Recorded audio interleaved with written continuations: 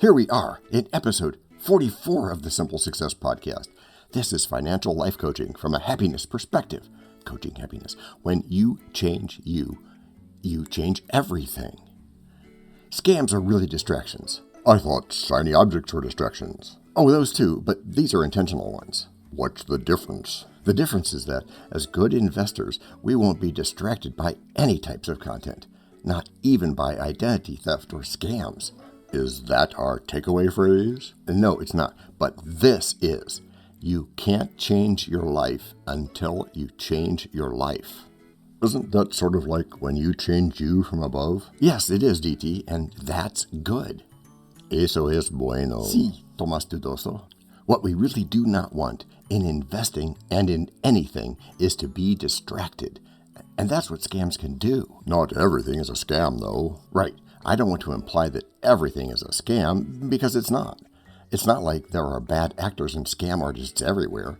Sometimes pitches come to us that are not exactly what we had in mind. Those are scams, right? No, that does not make them scams. Like in the case of this comment about what he called a scam email from an actual service. Quote, spammers, spam emails, despite a, quote, long wait list because we found your LinkedIn profile compelling. Sure, spammers, unquote. Then there were a few statements of agreement around the ethics or lack thereof, including the idea that this particular service was allegedly sending emails to all the contacts of new subscribers after pinching them during the sign-up process. Getting access to consumers isn't really a scam. He said spam, not scam. True, DT, but they are very often connected and part of the same deal. Anyway, it wasn't really a scam. That was a legitimate attempt to drum up business. They just didn't do it very well. I learned about actual scams when I was an active financial advisor. How? Every year, I had to recertify as having learned senior ethics, or how to deal with older people in a way that is both ethical, legal, and straightforward. Sounds reasonable. On the surface, yes. These were people who might be told they needed new roofs for their houses that they didn't need, from a place charging them a ton of money that they didn't have, and getting them on the hook before later upselling them or just demanding more money with an inability to cancel or take any action against the caller. Those kind of things are scams. Yep. And there are a lot of investment scams as well as a lot of legitimate investing opportunities. Like? Well, the one name in the last 20 years that no one wants to be associated with anymore, right, anymore, and that is Bernie Madoff. That's the obvious place that everyone goes. The Ponzi scheme? Yes, and in this case, the biggest Ponzi scheme yet. But that's just the other extreme, and extremes are just another distraction. So say this with me. Don't be overly worried. Just be aware. If you really need to demonstrate your concern over scams for any reason, focus on the more concerning issues, such as bubbles and so-called can't-miss opportunities. Tell me about two bubbles. Okay, a really old but important one is known as the Dutch tulip bubble or Dutch tulip mania. How old? The 1630s, long before any email scams or harmful software. And what happened? What happened is that prices for some tulip bulbs got really high and then collapsed. It's probably the first recorded asset bubble in history, but it was not a scam. What was it? It was, what's that book title? Irrational Exuberance? Yeah, that one. The book title is what the tulip thing was. People wanted to get rich quick without putting anything into it. Good luck with that. Yeah, that's what I'd have told them. My other example is the housing bubble of the early mid-2000s, which led to the Great Recession, the financial crisis of 2007 and beyond. This wasn't a scam either, except in the sense that some mortgage products were offered for the wrong reasons. Why bring it up then? Because it's what is really likely to happen. That is, if anything bad happens, which, although possible, just isn't likely. But a break is likely, isn't it? You're a fast learner, DT. Hello, everyone. This is John with the Simple Success Podcast, financial life coaching from a happiness perspective. Because we know you want to show us some serious love in return for the tremendous benefits you get from us. Please head over to the support link in our written show notes. That's the words on your podcast player. There, you can choose from a $9.99 per month doing level of support, a $4.99 knowing level, or a basic intro level of just 99 cents per month. Whichever you choose, thank you so much for helping us do this for you. To leave us a voice message which just might see the light of day in a future podcast, go to those same written show notes. You'll go to a site where you can leave a video, audio, or text-only message, depending on how you feel at the moment. You can also send us an audio file attached to an email if you use more than just your phone for stuff. I won't repeat those links because weird. And anyway, show notes. It's all in there, and it's all easy. What do I mean when I'm talking about scams and investing? Yes, please use your internet service to write a graphic picture. Tell us a story, won't you? Are you being sarcastic? No, I'm coaching you like you coach our listeners. You want to be better at storytelling, right? Yes, DT, I do. So tell stories. Pass on your wisdom like you might some anti-aging products. Oh, right. I've got the connection. You're coaching us. How should I start? Once upon a time? Let's work on that. Yeah, good call, DT. Let me direct your attention to a bit from a distracting email I got while writing this. Why do that? I'm setting up a point. Oh, okay. Go on. Here's the mail, with the key identifier thing he's taken out so I'm not embarrassing anybody. Hello. Congratulations. You've completed your pledge drive. Your combined pledges total $0.00 for fill in the charity name here. That's amazing. We've sent an email to your pledgers indicating where they should donate and how much based on their pledge amount. I'm sure you'll want to reach out to them directly too. Thank you for taking on such a big challenge. You're making a huge impact. Sincerely, Mr. Generic. Is that a charity scam? Not a lawyer, DT. Not going there. Okay, it's not amazing. About the point you were setting up, I hope it was about beauty products. Nope, sorry. This email was about a fitness thing. Connect, please. But let's suppose it had been about a financial thing. And let's further suppose that you had considered paying attention to it as working toward your goals.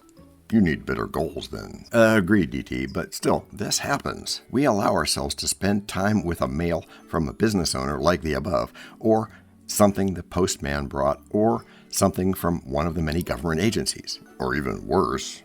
I'm listening. Financial scam news. Brilliant, you've connected. Do you have an example of such financial scam news? I do, but it's an important piece of next week's show about the SEC, so I'll hold off on that one for now. The what? The SEC, Securities and Exchange Commission. It's something that's designed to separate you from your money and give you nothing in return. It is? No, that was just a bunch of words that were sitting in the unedited script like bogus debts. Be careful not to be too quick to judge there. They might be identity thieves. Really? No, that's another distraction. They happen all the time. Remember, this is always going to be relative to your goals, so stay focused on that. Just learn to ignore the distractions as well as any bad business practices. Yep, and it isn't easy.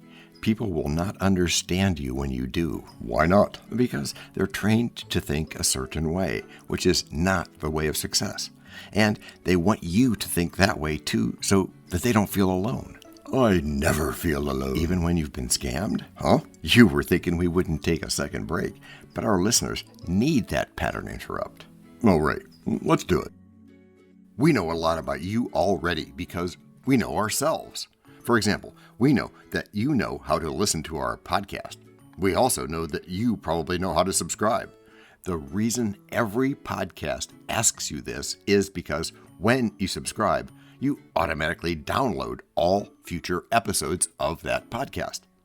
This means better rankings for the podcast, more attention from advertisers, and more money. And this means more and better stuff for you.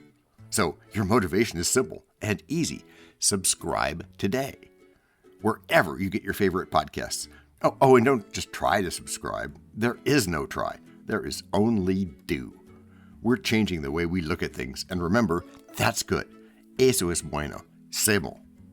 Also remember, this is financial life coaching from a happiness perspective. Coaching happiness. Our call to action is right in the show notes.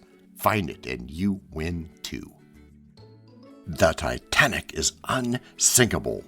What? I said the Titanic is unsinkable. I think there's some evidence about that not being true. Yeah, I don't remember any consumer alerts. Okay then, how about this? Romance scam! Nigerian princes!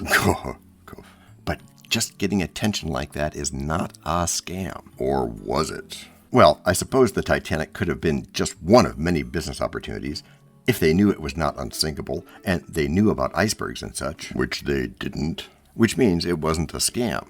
They weren't intentionally lying. But they were distracting people. Yes, like what recently happened with the GME thing. The what? The GameStop going to the moon thing from early 2021. Everyone got caught up in the side story about how the short sellers, those unpatriotic jerks. Careful, DT, shorting can be a good strategy sometimes. All right, the side story? Yes, how the short sellers just couldn't take home those millions of dollars as a quick profit.